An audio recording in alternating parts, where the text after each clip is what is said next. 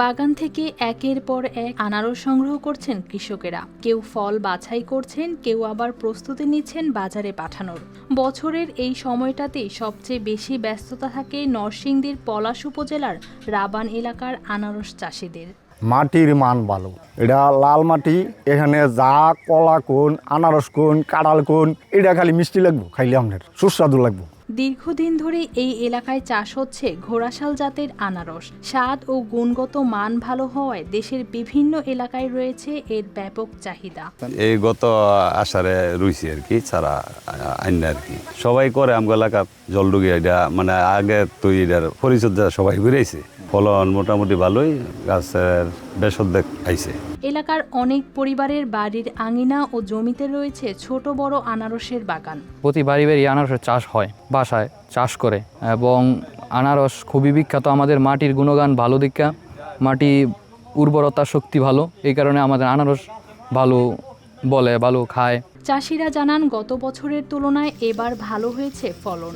বর্তমানে এক হালি আনারস বিক্রি হচ্ছে 400 টাকা থেকে 1000 টাকা পর্যন্ত। এই আনারসটা মুখে দিলে মোটামুটি একবারে মিশে যায়, খুবই সুস্বাদু এবং রসালো হয়। মোটামুটি দেখা গেছে আমার বাসা হচ্ছে পাঁচদোনাতে, শেখেরচরের দিকে। ওইখান থেকে আমরা শুধু আনারস নেওয়ার জন্য এখানে চলে আসি। মৌসুমে দেশের বিভিন্ন এলাকা থেকে ব্যবসায়ী ও ক্রেতারা সরাসরি বাগানে এসে কিনে নিয়ে যান আনারস। তাই প্রতি বছরই আমরা এই সিজন যখন আসে তখন আমরা বাগানে আসি, আইসা কাইটা নিজ হাতে কাইটা এই আনারস খাই এবং তৃপ্তি সহকারে খাইয়া তারপর যাই। কৃষি বিভাগ বলছেন চলতি বছর পলাশ উপজেলায় 140 হেক্টর জমিতে ঘোড়াশাল জাতের আনারসের আবাদ হয়েছে। আনারস চাষ বাড়াতে কৃষকদের নিয়মিত পরামর্শ ও প্রযুক্তিগত সহায়তা দেওয়া হচ্ছে। এটাকে আমরা এক্সপোর্ট করার জন্য বিভিন্ন কোম্পানির সাথে কথা বলেছি। সার্বজনীন কাছে আমরা আসলে তার সরজমিনে আসবে, মনিটরিং করবে এবং এখানে একটা তাদের সিস্টেমে, যেহেতু একটা কোম্পানি রান করতে গেলে, একটা মেশিন ফ্যাক্টরি রান করতে গেলে তার ডায়ামিটারের উপর ডিপেন্ড করে, সাইজের উপর ডিপেন্ড করে।